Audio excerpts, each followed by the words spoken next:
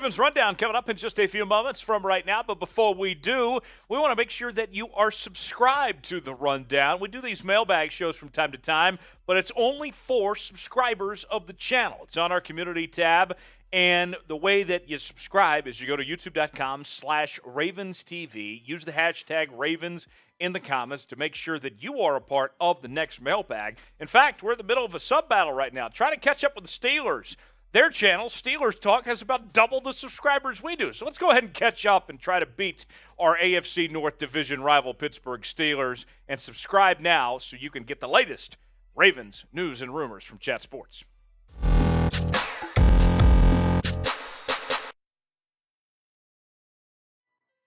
Hope you're having a good weekend. Thanks for joining us here on the Ravens Rundown. Tyler Jones here with you with a mailbag edition of today's show. You have questions, I have answers. Let's go ahead and get to it. Our first question this week comes from Marcel. Marcel wants to know, what do you think if the Ravens run Lamar on running plays like they do, how much will they pay him? I don't see them offering him more than $33 million if they run him 10 times a game on running plays. So there's a lot to dissect there. Let's take that piece by piece.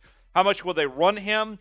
I think as long as Greg Roman is the offensive coordinator in Baltimore, that you're going to see Lamar Jackson run the football a lot. And if I were to guess who the leading rusher for the Ravens is going to be in 2022, my guess would be it's Lamar Jackson. So I don't see that slowing down as long as Greg Roman is calling the shots for this Ravens offense. When it comes to how much he'll get paid, I think that the Ravens would love to pay him somewhere around $33 million, but realistically, it's going to be in the 40s. And I think Lamar is going to wait as long as he needs to get that money that he desires there. When you see all the money that quarterbacks are getting paid right now, there's no reason why Lamar, who's won an MVP, should not be in that same group of quarterbacks that haven't accomplished as much as Lamar Jackson has on that front. But thanks for the question there.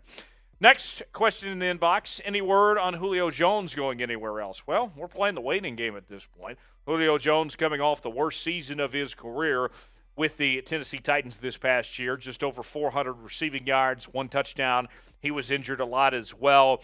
I could see Julio ending up in Baltimore when it's all said and done. This is somebody that's very talented. He's on the back end of his career.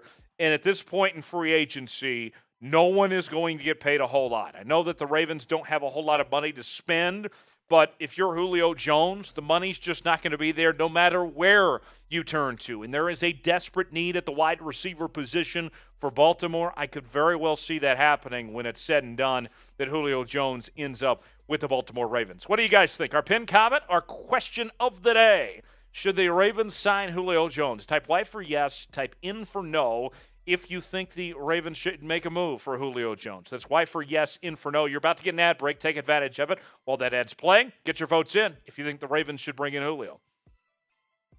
Next question comes from Josh. Josh wants to know, will the Ravens sign JPP? That's Jason Pierre-Paul. He had a visit earlier this week, and all indications point to that things went pretty well between the Ravens and Jason Pierre-Paul. And like what we talked about with Julio Jones, JPP on the back end of his career. I don't know how many more years JPP has left at this point. The Ravens defense is really good, but there is a weakness when it comes to the defensive line. JPP, whether he's a rotational player or a starter, there is a spot for JPP on this defense. I think he could be a good fit that doesn't cost you a whole lot either. And I know the production wasn't great last year, but he was a big part of the Bucs winning the Super Bowl just a couple of years ago. You go back to his numbers in 2020 and 2019, pretty solid. If you get that type of production out of JPP at this point of his career, what we saw a couple of years ago, I think you'd be pretty pleased. So JPP, I could see that happening, him ending up in Baltimore when it's all said and done. Thanks for the question.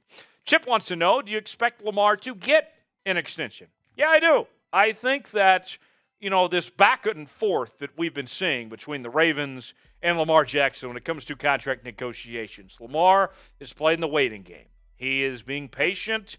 His mom is his agent.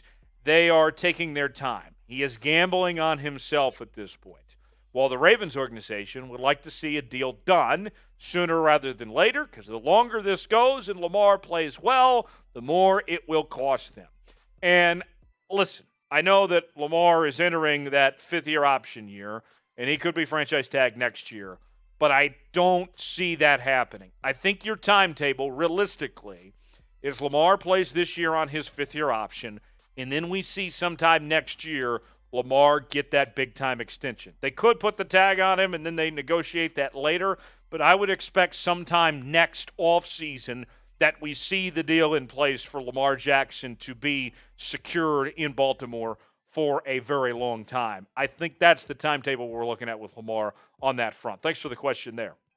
Barry wants to know, will the Ravens trade for a wide receiver? Maybe. I don't know if they'll trade, but I do think they'll make a move for a wide receiver, whether it's through free agency or a trade one way or the other. The Ravens' depth chart, when it comes to their receivers right now, I don't see it staying as is. When you look at this depth chart, of all the inexperience there, beyond Rashad Bateman and looking at those next core of guys, you can't sit here and tell me that you are going to rely on that core to lead you through this season. Look, it's no secret. This Ravens receiving core is not great. They have one of, if not the best tight end rooms in the NFL, but where things stand right now, if they are going to get through this season and be a realistic contender, that wide receiver room is going to have to improve. So I don't know if it's a trade. I'd love to see Deebo Samuel here, although that might be costly.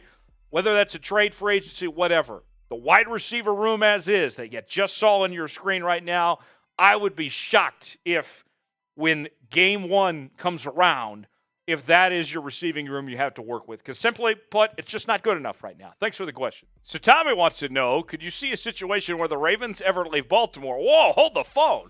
The Ravens ever leaving Baltimore? Well, let's go back to the reason. Why do teams leave places most of the time? It has to do with a stadium, right? And when you look at the city of Baltimore, the Ravens are the heart and soul of that city.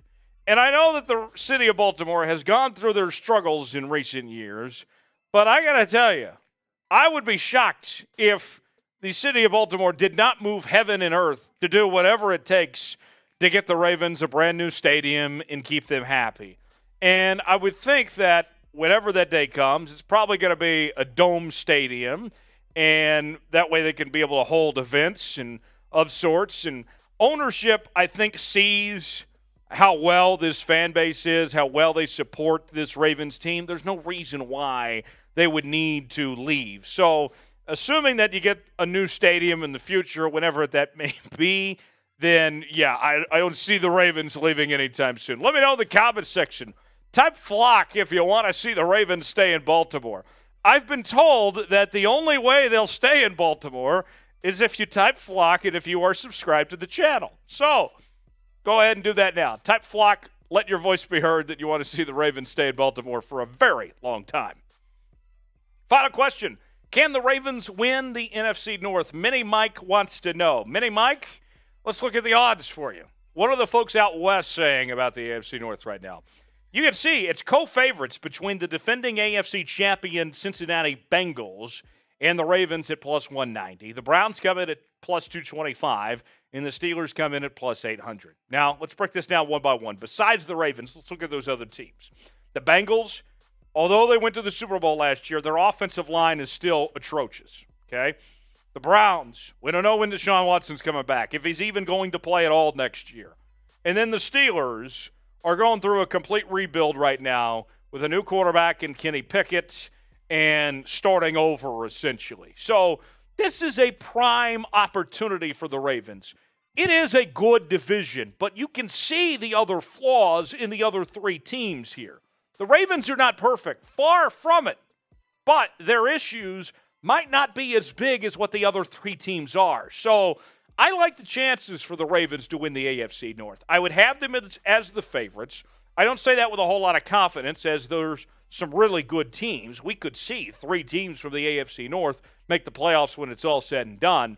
But the Ravens have a very good shot to win the AFC North. Thanks for the question there on the mailbag this week. And that'll about do it for the mailbag this week. But before we go, make sure to follow me on Twitter at Tyler Jones Live. Would love to hear from you guys there as we celebrate the Summer of Jones all summer long with that hashtag Summer of Jones. Thanks for joining us. Have a great weekend.